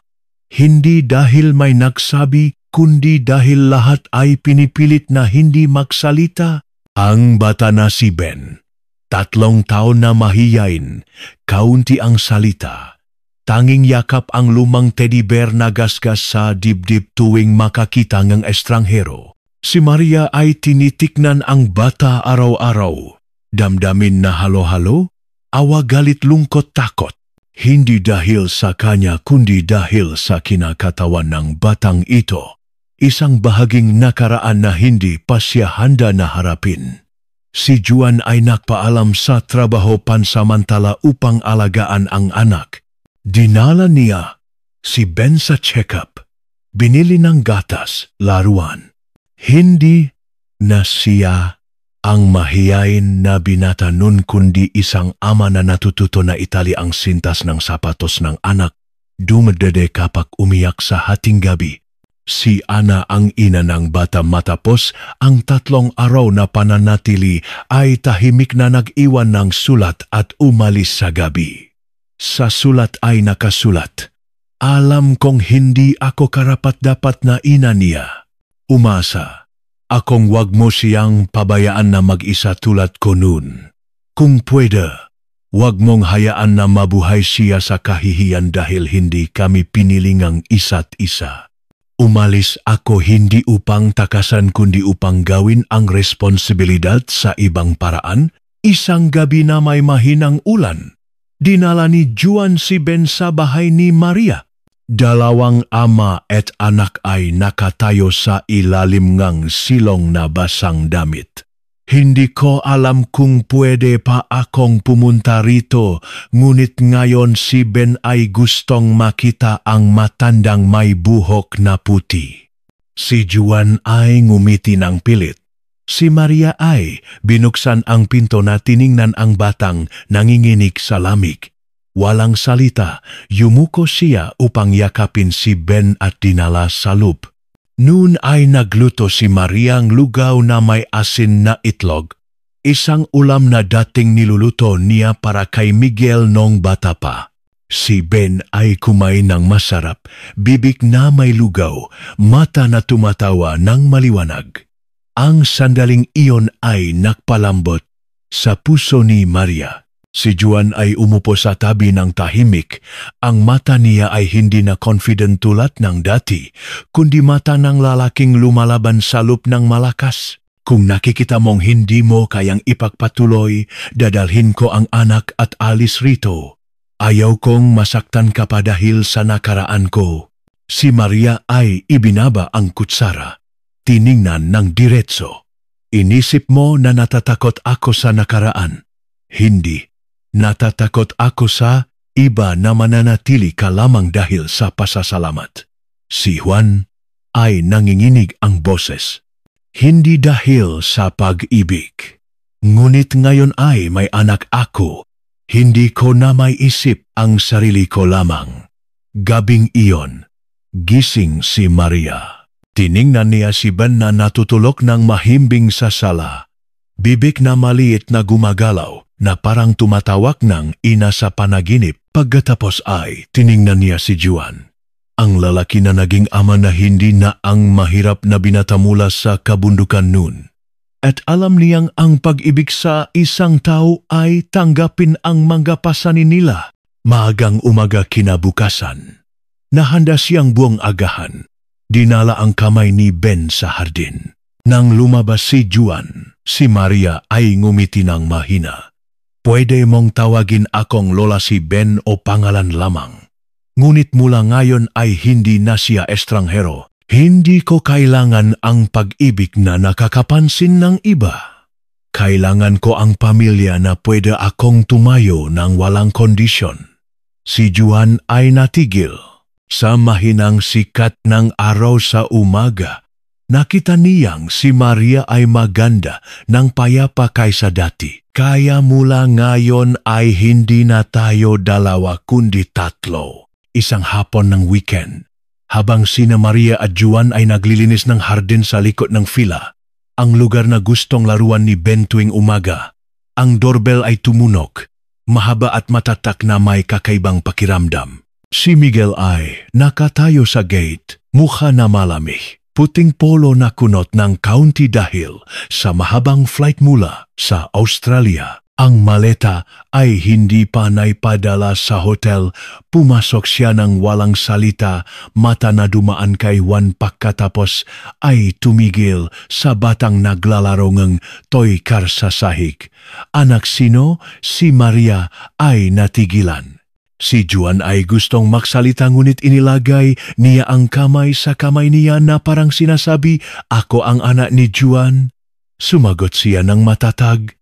Si Miguel ay tumawa ng tuyo. "Sinabi mo na parang normal iyan." Isang lalaki na dating personal driver. Ngayon ay naninirahan kasama ang nanay ko. May anak na hiwalay at tinanggap pa. Hindi lamang tanggap kundi pinili. Sumagot ng diretso si Maria. Ang hangin sa sala ay makapal na parang sasabog. Si Miguel ay umupo sa upuan, mata na may galit. Ano ang iisipin mo kung malaman ng media ito? Isang matandang negosyante na umibig sa batang lalaki, tinanggap pa ang anak na hiwaling lover. Sisirain mo ang reputasyon na iniwan ni tatay.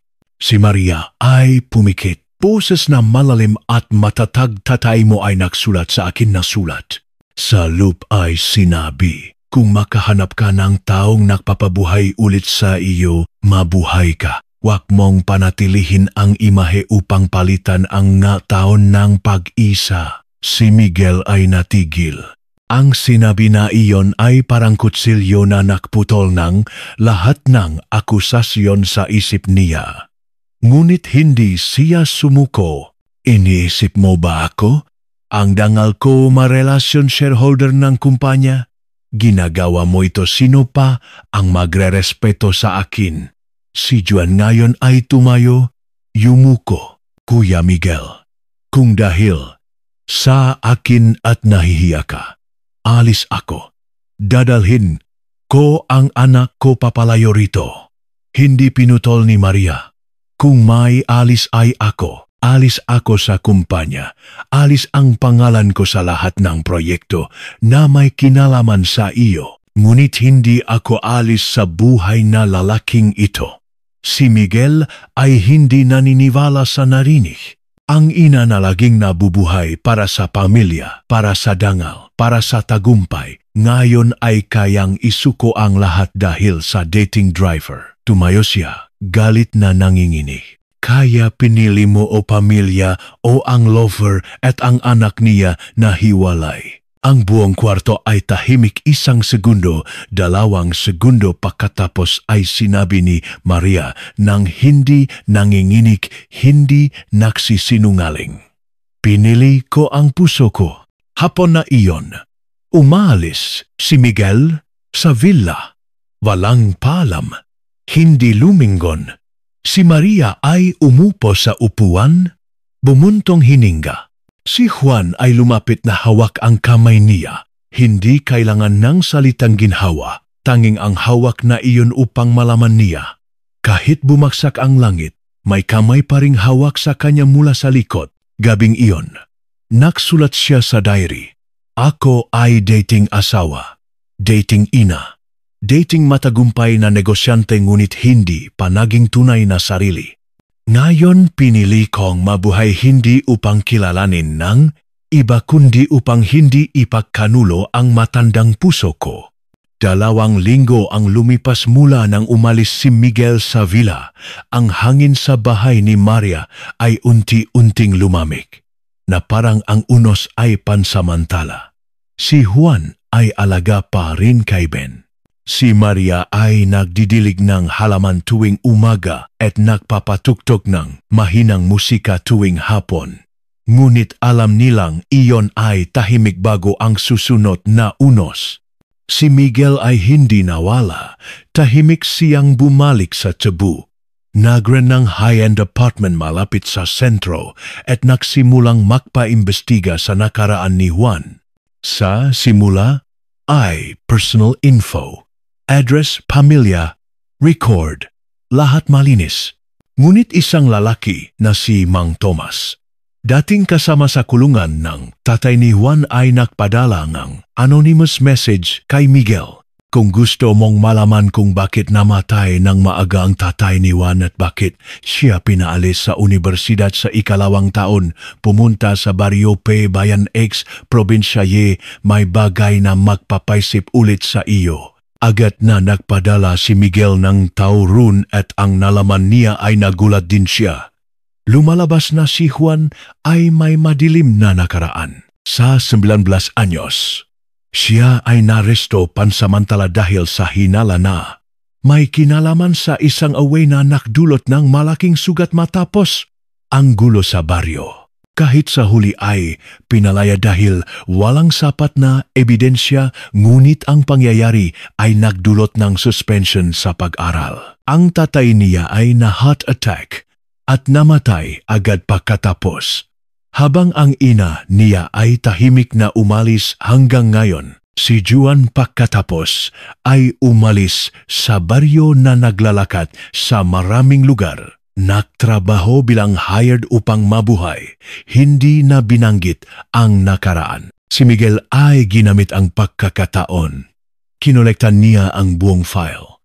Nagpadala ng anonymous copy ng report ng kaso noon ng direkta kay Maria, kasama ang isang linya na sulat kamay na malamig. Kaya bang ang ina na ilagay ang buhay niya sa kamayng taong halos pumatay?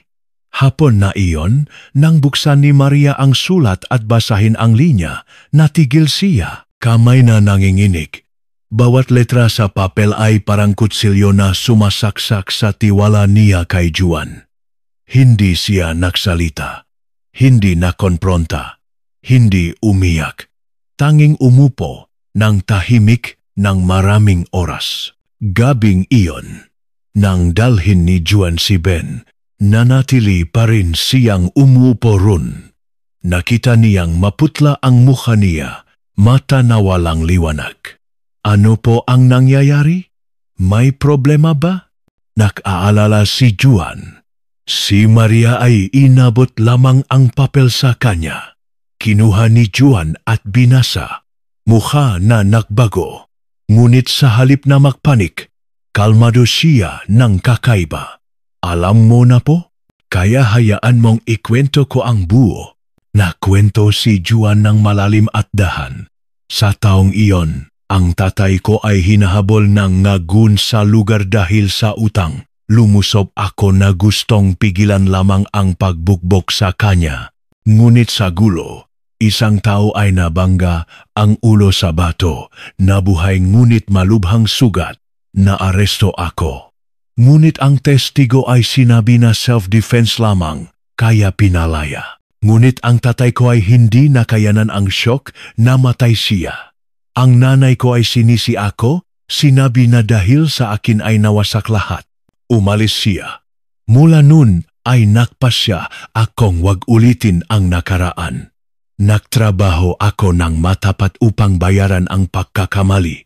Ngunit hindi ako naglakas na sabihin sa sinuman dahil natatakot akong tingnan na kriminal. Ang kwarto ay natahimik. Si Maria ay tiningnan ang lalaki sa harap. Hindi na ang inosenteng binata nun kundi isang taong itinapon sa ilalim ngunit umahon ng mag-isa. Walang reklamo, walang luha. Tumayo siya. Lumapit sa kanya. Hinaplos ng mahina ang pisngi niya. Boses na nanginginig. Hindi ka pumatay. Iniligtas mo ang tatay mo. At kung ang nakaraan na iyon, ang dahilan upang maging mabuting lalaki ka ngayon ay hindi ako nagsisisi. Ngunit sa dilim, si Miguel ay nakahandang isa pang malakas na dagok. Dahil alam niyang kung hindi makapagpahiwalay kay Maria ang papel na iyon. Ang paglitaw ngang isa pang babay, pwede. Isang taong may hawak ng pinakamalaking lihim sa buhay ni Juan. Umaga na iyon, ang villa ni Maria ay tahimik ng kakaiba. Si Juan ay inihatid si Ben sa bagong daycare malapit sa parke ng rampa. Si Maria ay abala sa kusina. Hinalo ang lugaw na may itlog na paborito ni Ben. Biglang tumunok ang doorbell, 3 beses na matatag at regular. Binuksan ni Maria ang pinto. Sa harap niya ay isang babay na mahigit 50, payat, buhok na puti-itim na nakapusot ng mayos, mata na malalim na parang may hawak na buong alaala ng pakawasak. Magandang umaga po. Sino po ang hinahanap niyo? Ang babay ay ngumiti ng maputla. Ako ang ina ni Juan de la Cruz. Gusto kong makita ang anak ko. Ang sinabi ay parang kuryente na dumaloy sa likod ni Maria. Iniimbitahan niya ang babay sa sala. Nagluto ng mainit na tsa. Ang hangin ay makapal dahil sa pag-ingat, dahil sa halo-halong damdaming ng pagtataka, pagdududa at sakit. Akala ko po ay patay na kayo. Sinabi ni Maria ng mahina, minsan ay nais kong mamatay. Sumagot siya, iniwan ko si Juan ng 20 anyos pa lamang siya. Galit ako sa kanya dahil sa pagkamatay ng tatay niya. Ngunit narealize ko na ako mismo ang umabandona sa lahat. Ang babae na si Rosa de la Cruz, matapos umalis sa bahay, naklakbay siya sa hangganan ng hilaga na nagtrabaho. Nabuhay sa templo halos ibenta sa kabilang hangganan. Minsan ay akala ko patay na si Juan. Hanggang makita ko ang larawan niya sa isang artikulo tungkol sa driver na nagligtas sa bilyonaryo sa aksidente sa highway. Nakilala ko siya agad. Ang batang dating natutulok sa balikat ko nang umuulan sa simula ng tag-init noon. Sa oras na iyon, binuksan ang pinto. Si Juan ay bagong dinala si Ben. Nang makita ang tunay na ina na umupo sa sala, natigilan siya. Nanay isang salita na lumabas. Boses na nasasakal na parang nakabara sa lalamunan ng mahigit 10 taon. Tumayo si Rosa. Lumapit sa anak na lalaki. Tiningnan mula ulo hanggang paa na parang hindi. Naniniwala na ang matibay na lalaking ito ay ang batang iniwan. Niya na may sira, na sinalas at mata na hindi umiyak. Hindi ako rito upang humingi ng tawad. Gusto ko lamang natawagin kang anak ng isang beses, kung hindi ay alis ako. Si Ben ay hinila ang kamay ni Juan na gulat sa estranghero. Si Rosa ay yumuko na inabot sa bata ang maliit na regalo. Isang kawayan na trumpeta, ang laruan na tribo na dating ginagawa niya para kay Juan nung bata. Ano ang pangalan mo? Tanong niya. Opo, Ben po. Sumagot si Ben ng mahina pagkatapos ay tumingin kay Juan. Tatay, sino po itong babae? Hindi sumagot agad si Juan. Lumuhod siya na yakap ang anak ay lola mo iyan, Ben. Si Maria ay tahimik na nakpatak ng luha. Sa sandali, ang bahay ay may 3 henerasyon na umuupo ng sama-sama. Bagay na tila imposible sa nakaraan na punong sakit. Ngunit bago maging payapa ng matagal, isa pang madilim na anino ay malapit ng lumitaw. Si Rosa ay natigilan pagkatapos ay dahan-dahang sinabi, "Bago ako umalis, may isang bagay na kailangan kong sabihin. May taong alam ang lahat tungkol sa pangyayari noon. Siya ay dating nagmamahal sa akin, dating kaaway ngang tatay ni Juan, at posibleng siya ang nagplano upang mapunta sa ulong ang anak ang lahat. Ang pangalan niya ay Antonio Valdez. Si Juan ay namutla. Ang pangalang iyon ay hindi estranghero. Si Antonio Valdez, ang direktor ng malaking construction company sa Cebu, ang bagong inimbita ni Miguel bilang strategic partner sa bagong proyekto. Mula sa pakikita sa tunay na ina, si Juan ay parang nawala sa maze. Ang alaala nun, mangga bagbog. Iyak ng tatay at tahimik na luha. Nang ina sa gabi na umalis siya ay bumalik na parang talon. Ngunit ang hindi makapagpahinga sa kanya ay ang pangalan ni Antonio Valdez. Si Valdez ngayon ay Executive Director ng grupo ng Prosperity Builders, partner na naksaing ng Mo sa kumpanya ni Miguel. Hindi niya kilala ng mabuti. Nakita ng ilang beses sa events kasama si Maria ngunit walang impression maliban sa handshake na social.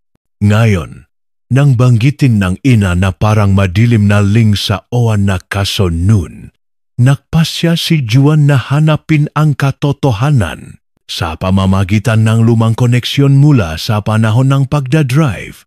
Nahanap siya sa isang lumang kaibigan na dating pulis sa baryo sa Bayan X. Matapos ang maraming araw na pagtatanong, nakuha niya ang kopy ng internal report ng pangyayari noon, bagay na hindi pa na-publish at natigilan siya. Sa report ay may nakakatakot na detalye. Isang testigo na afe ay nagbigay ng masamang testimony para kay Juan. Sinabi na si Juan ang nagsimula ng pagbugbog gamit ang bato. Ang taong ito ay nagbayad ng malaki sa hospital bill ngang biktima upang bawiin ang demanda. Nagdulot na mabilis na matapos ang kaso. Ngunit nagbigay rin ngang label kay Juan na dating na-detain dahil sa assault. Hindi na kailangan hulaan. Ave ay si Antonio Valdez. Dinala ni Juan ang lahat na ikwento kay Maria at sa tunay na ina, si Rosa ay natigil.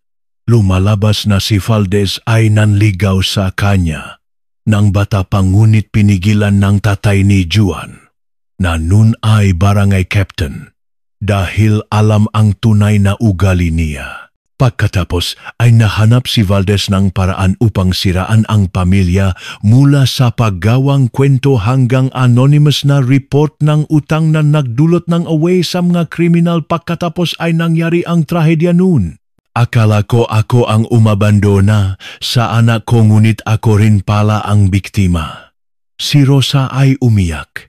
Nakpasya si Maria na kumilos. Tinawag niya ang abogado na si Ati Cruz, matandang kaibigan upang pumasok. Nagplano silang buksan ulit ang kaso nun gamit ang bagong ebidensya. Kasabay ang plano sa media kung sasabog ang lahat. Samantala si Miguel ay nalaman din ang kwento. Siya ay nag-meet kay Valdez ng pribado na hinihingi na umatras sa proyekto dahil sa conflict of interest sa pamilya. Hindi ko kailangan kang partner. Kailangan kong mawala ka sa buhay ng nanay ko at ni Juan. Si Valdez ay nagalit ngunit tumawa ng mapait. Iniisip mo bang panalo ka? Wala akong mawawala. Ngunit ang pamilya mo, isang ina na umibig sa taong halos pumatay, isang apo na hindi malinaw ang lahi, isang karera na bagong buo, lahat ay maring wasakin ng parang abo dahil sa isang sismis. Si Miguel ay tahimik, pagkatapos ay sumagot ng hindi mabigat, hindi mapagmataas.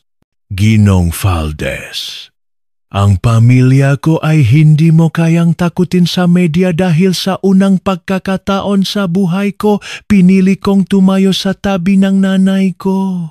Gabing iyon, pumunta si Miguel sa villa. Umupo siya sa harap ni Maria, Juan at kay Ben, na ngayon ay nakahiga ang ulo sa hita. Ni Lola Rosa na natutulog ng mahimbing.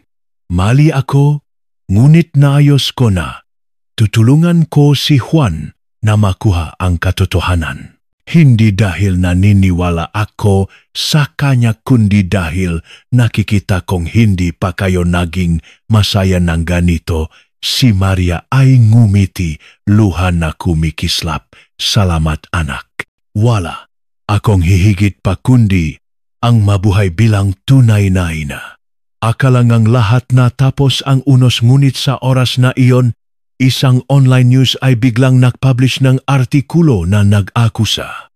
Ang matandang bilyonaryo ay naglihim para sa driver na may criminal record. Ang larawan ni Maria at Juan ay kumalat sa social media.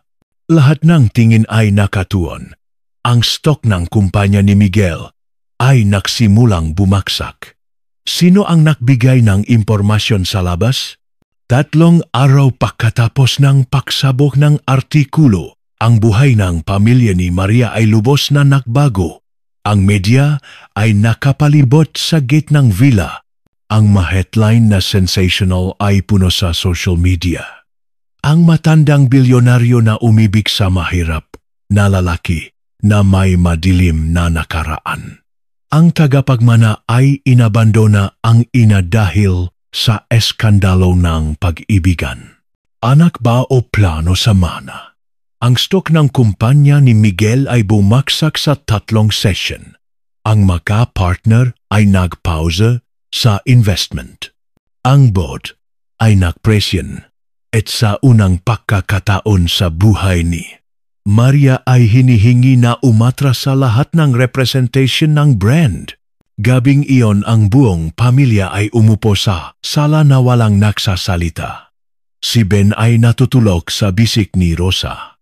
Si Maria ay umupo na nakayuko na parang bata. Habang si Miguel ay mata napula dahil sa stress. Si Juan ay tumayo na lumabas sa balkonahe, tumingala siya sa gabing ng Cebu. Ang lugar na walang malinaw na bituin tulad sa bundok, tanging malabong ilaw sa gitna ng usok at busina. Nakpasya na si Juan magang umaga kinabukasan. Isang sulat kamay ay ipinadala sa 3 malaking pahayagan na may title Ako si Juan de la Cruz, ang lalaki sa kwento kay Maria Santos. Ako ang tatanggap ng lahat ng responsibilidad. Sa sulat ay nagsulat si Juan. Aaminin ko na nadetayin ako dahil sa isang insidente ng karahasan noong bata pa ako. Nanahimik ako dahil akala ko na inilibing na ang nakaraan. Ngunit ngayon kung may kailangang makbayad, ako iyon hindi isang babae na nagbigay sa akin ng pagkakataon na maging tao. Alis ako sa buhay ni Maria at alis sa Cebu. Hinihiling ko lamang na hayaan ang bata ko na lumaki ng walang sakit dahil sa diskriminasyon ng matatanda. Si Maria ay nakatanggap ngang kopy ngang sulat ng eksakto na naglalagay ng saa na tigilan siya. Tinawag niya si Juan off ang phone. Tinawag niya ulit off pa rin. Sa parehong oras sa bus terminal, si Juan ay yakap si Ben na hawak ang maliit na maleta. Si Rosa ay pinipilit na pigilan. Huwag kang umalis anak. Sa puntong ito, kung alis ka ay masasabihin nilang tama sila. Hindi ako umalis upang takasan. Umalis ako upang mabuhay ang minamahal ko. Makataas ang ulo. Haising mo ba kami ni nanay mo upang wag na silang maksismis? Si Rosa ay nanginginig ang boses. Si Juan ay ngumiti. Isang malungkot na ngiti na bihira. Kung hindi ako malakas upang labanan, ang diskriminasyon ay kahit man lang maging huling proteksyon ko para sa kanila. Ngunit bago makasakay si Juan sa bus ay dumating ang grupong tao sa terminal. Nangunguna si Miguel, sa likod ay mga reporter. Hawak niya ang mic na nakatayo sa harap ng kamera. Ako ang anak ni Maria Santos. Inihahaya ko na ang artikulo ay gawa-gawa. Si Juan de la Cruz ay walang criminal record at hindi nagsinungaling. Sa kabaliktaran siya ang tanging taong naglakas na protektahan ang pamilya ko sa pinakamahirap na oras. Ang buong terminal ay sumabog, kamera na kumikislap. Si Miguel ay lumapit na yakap ng mahigpit kay Juan. Kung alis ka, mamamatay ang nanay ko sa pag-isa. Kung alis ka, ang anak mo ay lalaki na. Hindi alam ang tunay na katapangan ng isang ama. Inisip mo na ang pag-alis mo ay sakripisyo, ngunit hindi.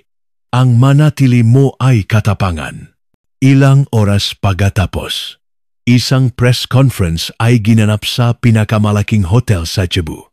Si Juan Maria, Miguel at si Rosa ay umupo nang sama-sama sa harap ng dose-dose ng reporter. Sa pamamagitan ng transparency, katapatan at serye ng ebidensya na inihayag ni Etty Cruz, ang katotohanan ay unti-unting nabuksan. Si Juan ay walang record. Ang artikulo ay produkto ng isang writer na tinanggap ang utos mula kay Antonio Valdez.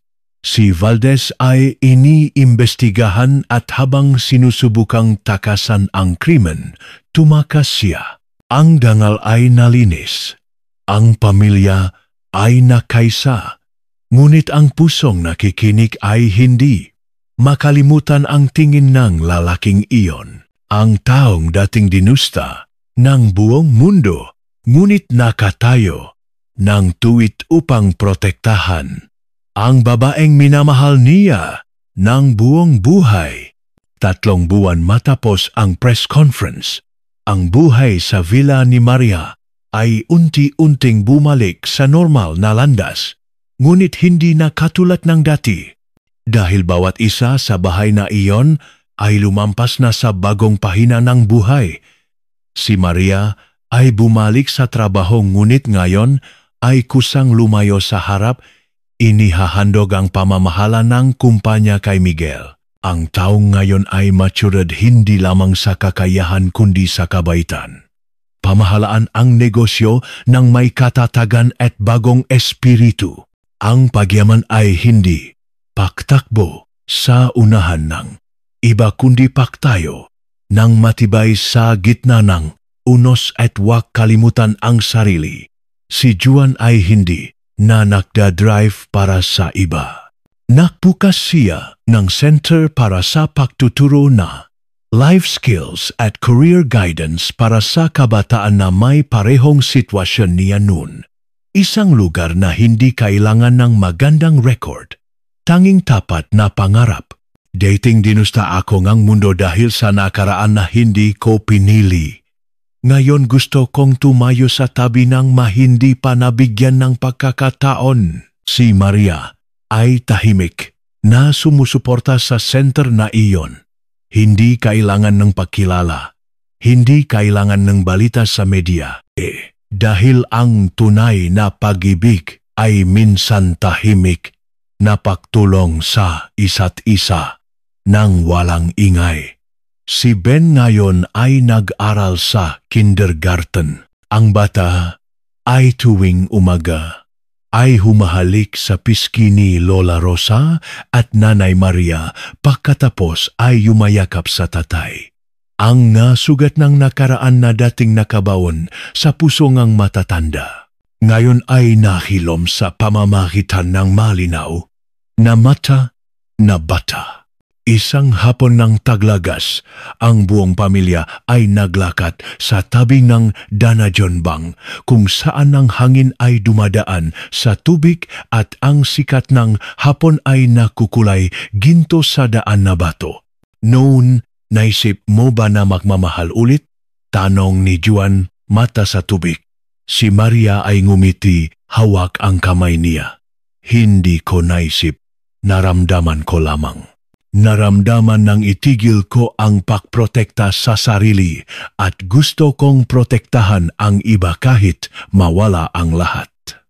Ang kwento ng pag-ibig ni na Maria at Juan ay hindi na pinag-uusapan. Nang maunawaan ng loop ng tao, nang sumagot ang oras sa halip ng dahilan, ay ang husga ay nagiging hangin lamang. Hindi sila nagpakasal. Hindi malaking seremonya, hindi rumble, ngunit nabubuhay sila ng magkasama na parang soulmate, nakakaintindihan hanggang sa pinakamaliit, nagbabahagi ng tahimik na lungkot at simpleng saya. Taglamig ng taong iyon, dumating ang mabuting balita, si Maria ay nagdadalang tao. Ang balita na iyon ay nagpayak sa buong bahay. Iyon ay huli ngunit tunay na himala. Sinabi ni Maria, boses na nanginginig ng hawa ng mahigpit, ang kamay ni Juan sa ultrasound room. Ito ang buhay na nagbibigay ng hustisya sa lahat ng nawala. Nang ipanganak ang sanggol, si Miguel ang unang nakbuhat sa kanya. Tiningnan niya ang sanggol pagkatapos ang ina pagkatapos si Juan na ngumiti. Maligayang pagdating sa mundo na ito. Hindi mo kailangang maging perpekto. Tanging maging mabait tulad ng tatay at nanay mo. Ang buhay ay punong kakaiba. Minsan ang pagkawala ay upang makita ulit. Minsan ang sakit ay upang matutong ang mas malalim na pag-ibig. At minsan ang pag-ibig ay hindi mula sa kabataan na mainit kundi mula sa pag-unawa ng dalawang pusong dating durog. Wakas ng kwento. Kung naririnig mo ang kwentong ito saan man, tandaan na kahit sino ka, mula saan, may nakaraan man, karapat-dapat ka pa rin sa malambot na pag-ibig at isang taong mananatili nang umalis ang buong mundo. Ang kwento ay nagtatapos. Ngunit ang paniniwala sa kabaitan at tunay na pag-ibig ay mananatili ng walang hanggan.